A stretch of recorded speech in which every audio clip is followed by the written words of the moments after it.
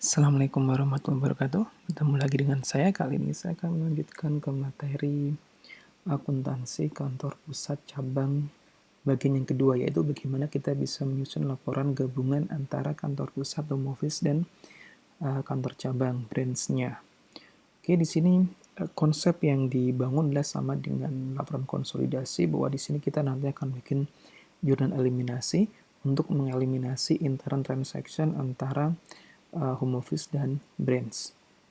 Oke, misalnya nanti ada di dalam transaksi ada pengiriman barang dari pusat ke cabang, maka nanti akan muncul shipment to dan shipment from ya, maka nanti akan kita eliminasi.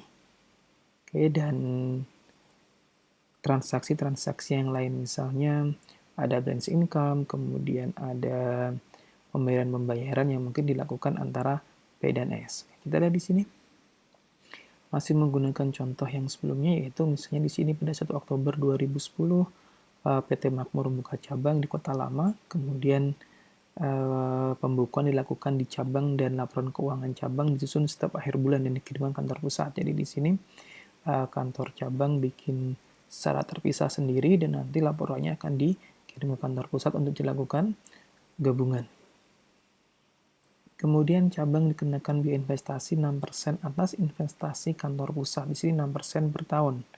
Jadi nanti akan dibayarkan 6% dikalikan investasi awal ya dibagi dengan 12. Karena kita di sini membikinnya per bulan. Jadi 6% per tahun dibagi dengan 12.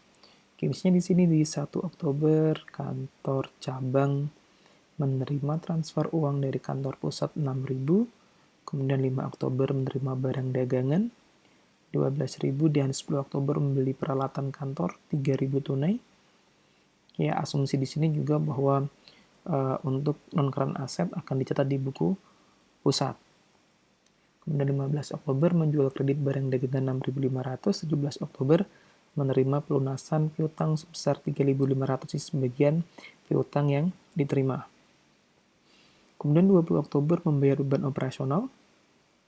Kemudian 22 Oktober menyetor uang 2.000 kantor pusat dan 28 Oktober mencatat beban tidak langsung. Artinya di sini bahwa beban-beban di sini sudah dibayar oleh kantor pusat yang nanti penggunaannya dilakukan oleh kantor cabang. Maka di sini yang bayar kantor pusat, yang menggunakan adalah kantor cabang. Kemudian selain itu juga ada beban bunga atas investasi kantor pusat tadi 6% dibagi 12 dikalikan dengan 18.000. Nah, kita lihat 18.000 dari mana ya. Kemudian di 1 Oktober membuat jurnal penyesuaian dan diketahui bahwa barang dagang yang masih ada di kantor cabang adalah 8.400. Jadi di sini asumsi kita menggunakan catatan periodik, maka jurnal penyesuaiannya nanti adalah ending inventory pada COGS dan COGS pada beginning inventory. Ini yang terakhir adalah menutup akun laba rugi cabang. Ya, kita lihat penjurnalannya lagi, baik di buku kantor pusat maupun di kantor cabang. 1 Oktober tadi mengirim cash 6.000 kantor cabang, maka di sini home office akan mencatat sebagai investasi cabang, investment in branch. Kemudian pada cash sebesar 6.000 dan di branch di sini seperti mendapatkan modal, maka dia akan mencatat cash pada home office. Home office di sini kan mewakili dari kapital kantor cabang. Kemudian mengirimkan inventory sebesar 12.000, maka branch di sini akan mencatat branch pada shipment to branch sebesar 12.000. Sedangkan di kantor cabang akan mencatat shipment from home office pada home office sebesar 12.000. Ini termasuk pada transaksi intern ya, intern transaction, bahwa nanti akun branch, akun home office itu harus dihapuskan. Termasuk juga nanti akun shipment to branch dan shipment from home office juga akan dihapuskan. Kemudian di sini juga ada equipment pada branch ini, yaitu di mana branch kantor cabang membeli peralatan dan dicatat di kantor pusat. Maka kantor pusat akan nyatat equipment pada branch sebesar 3.000 dan di bukunya cabang dia akan mengurangi kapitalnya karena asumsinya bahwa dia akan membayar dividen tapi dalam bentuk equipment, maka di sini akan mencatatnya home office pada cash sebesar 3.000.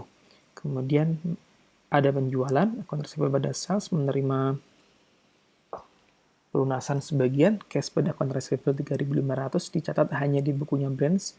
Kemudian branch mengeluarkan beban-beban operasional, salaries expense, dan expense, miscellaneous expense pada cash. Totalnya 750.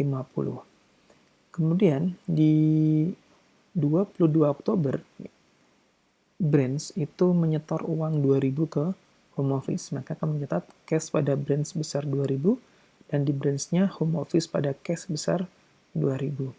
28 Oktober, ya 28 Oktober ada beban tidak langsung yang dicatat oleh baik kantor cabang maupun kantor pusat. Kantor pusat di sini karena dia yang membayar, maka di sini seperti investment in branch, kemudian akan mengurangi prepaid insurance, menambah account depreciation karena di sini menggunakan equipment, kemudian ada pembayaran pajak, tax payable, advertising, dan di sini adalah beban investasi tadi sebesar 90. Ya, tadi kalau kita lihat di sini adalah beban investasinya adalah 6% per 12 kali 18.000.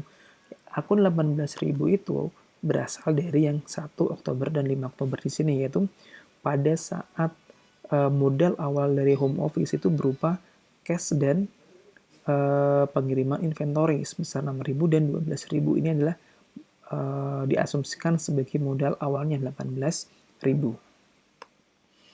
Oke, maka di sini akan ketemu 90 interest expense home office pada home office sebesar 90. Kemudian di 31 Oktober atau akhir bulan ada jurnal bisa dikatakan jurnal penyesuaian plus penutup ya. Maka di sini merchandise inventory pada income summary di sini adalah beginning ending inventory. Kemudian yang beginning inventory-nya sales pada income summary sebesar 6.500 ya. Sales pada income di sini merchandise inventory 8.400 dan income summary 8.400. Kemudian yang beginning inventory-nya adalah di sini. Shipment from HO sebesar 12.000. Tadi di sini ya. 12.000 di sini. Ini adalah beginning inventory-nya. Pertama kali dia dikirim adalah sebesar 12.000. Oleh karena itu di sini dicatat income summary pada shipment from HO. Oke, bukan kalau di sini kan asumsinya sebenarnya nggak ada masalah merchandise inventory pada shipment from HO juga 8.400 atau di sini income summary pada merchandise inventory sebesar 12.000. Sama saja karena asumsinya shipment from HO di sini kan bentuknya adalah inventory. Kemudian ditutup akun sales. Sales pada income summary sebesar 6.500 dari transaksi 6.500 di sini ya. 15 Oktober 6.500. Kemudian juga di sini akan menutup akun-akun expense ya, semuanya expense di sini ditutup. Ada salaries expense, miscellaneous, insurance, depreciation, advertising, interest expense sebesar 90 di sini. Jadi intinya ini adalah jurnal penutup ya, seperti kalau kita bikin jurnal penutup waktu pengantar akuntansi, ini kita membuat jurnal penutupnya. Oke, merchandise inventory, ending inventory pada income summary, beginning inventory pada income summary, kemudian income summary pada semua expense, kemudian pendapatan pada income summary. Oke, kemudian setelah kita menutup di sini, kan akan selisih antara income summary dan di bagian debit dan income summary bagian kredit itu kan adalah net income. Oke, net income. Maka di sini akan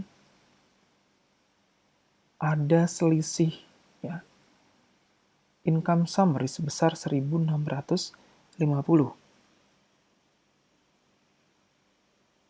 Oke, itu di sini kan kita mencatatnya income summary pada home office. Kenapa?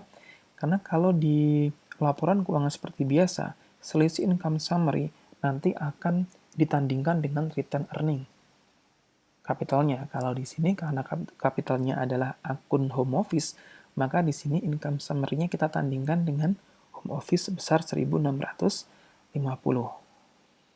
Pada saat hasil peningkatan home office di sini atau kapital di sini yang dihasilkan dari net income di sini sebesar 1.650, maka di kantor pusat akan mencatat branch income, yaitu naiknya capital di branch berarti juga akan menaikkan investment in branch.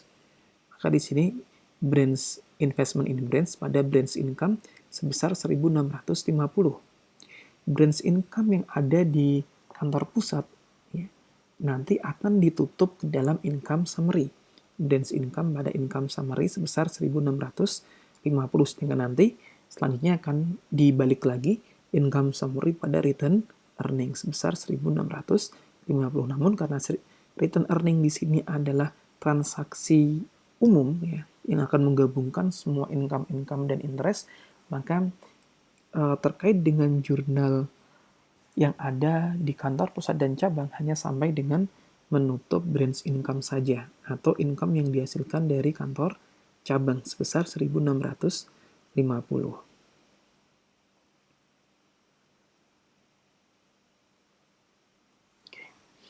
Kemudian kita lanjutkan lagi.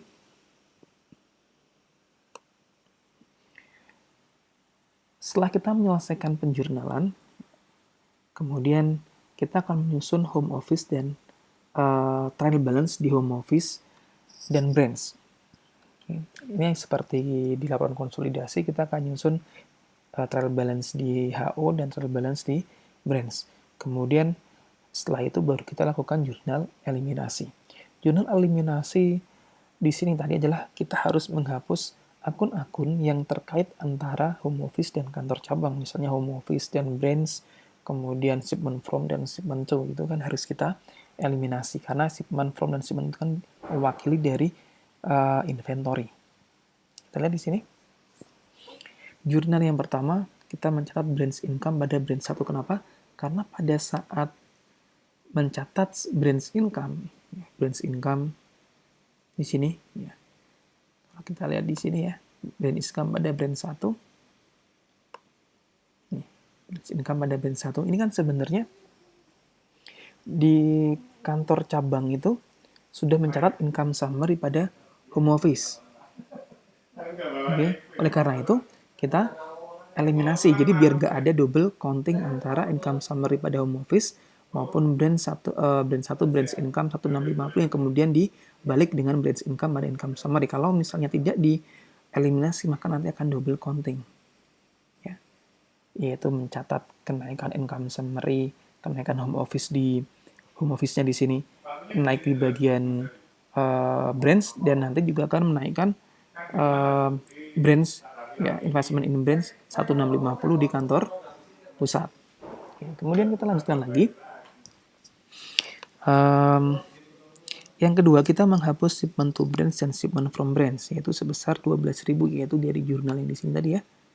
Ya, shipment to branch dan shipment from sebesar 12.000. Kemudian home office pre-closing seperti RE beginning pada investment in S ya di sini ya. Home office pre-closing ada branch sebesar 13.500. 13.500 di sini ini sebenarnya Anda bisa menghitung dari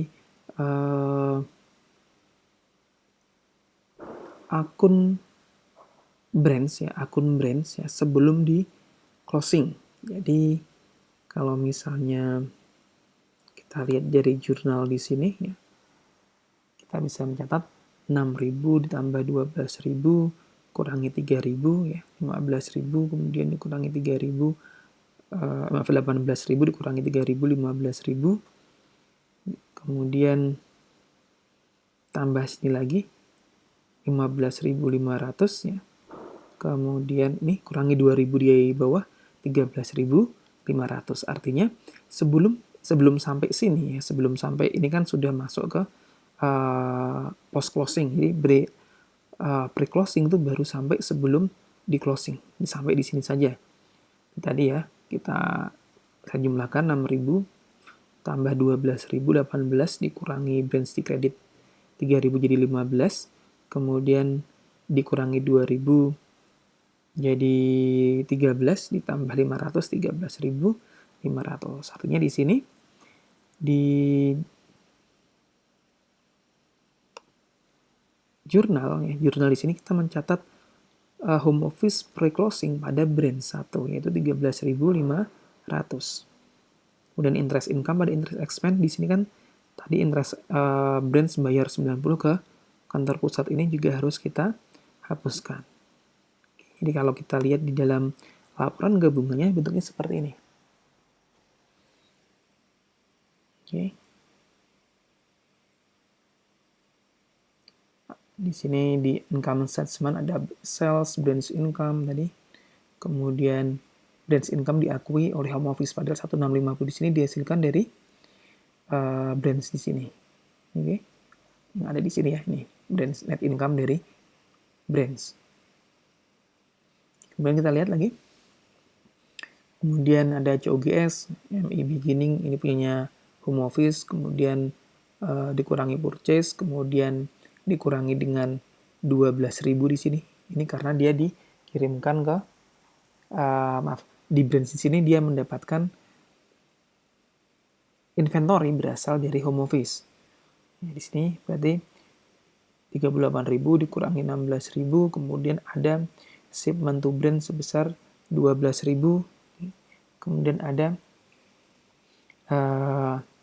endingnya 30.000, sehingga COGS-nya akan ketemu 12.000. Ini hampir sama ya rumusnya seperti yang ada di pengantar. Bedanya di sini ada tambahan shipment to brands. Ini shipment to brands. Jadi di sini kan untuk mencari COGS-nya itu beginning ditambah purchase dikurangi dengan shipment to brands dan dikurangi dengan merchandise inventory, akan ketemu COGS.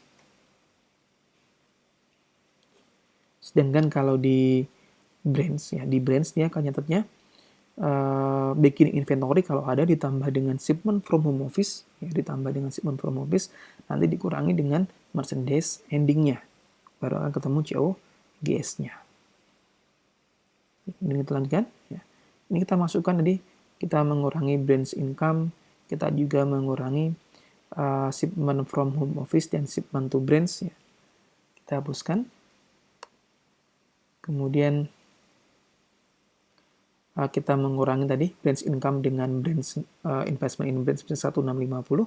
Kemudian ada home office pre-closing di sini, home office pre-closing 13.500. Tadi sudah tahu ya caranya menghitung bagaimana menghitung home office pre-closing, ini hampir sama dengan beginning return earning di sini. Kita di sini menggunakannya home office pre-closing. Kemudian ditambah dengan net income, ya, net income kalau di sini 1650, kemudian dikurangi ending RE-nya, dikurangi dividennya, dividennya jadi ada, maka akan ketemu home office post closing-nya sebesar 15.150. Oke, ini home office pre-closing-nya 13.500 dikurangi dengan brand satunya sebesar 13.500.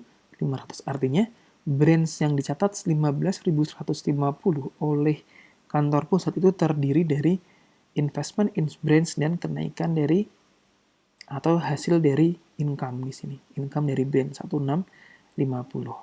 Maka nanti akan ketemu total asetnya 77.400 dan total liabilities dan owner equity-nya sebesar 77.400. Ini mirip sekali dengan laporan konsolidasi. Bedanya di sini lebih sedikit terkait dengan jurnal eliminasinya. Di sini hanya menghapus branch income, kemudian menghapus shipment to brand dan shipment from, kemudian menghapus brand 1 ya, investment in brand kita hapuskan pada home office ya. Kemudian juga ada transaksi interest income dan interest expense. Oke, saya cukupkan. Terima kasih. Wassalamualaikum warahmatullahi wabarakatuh.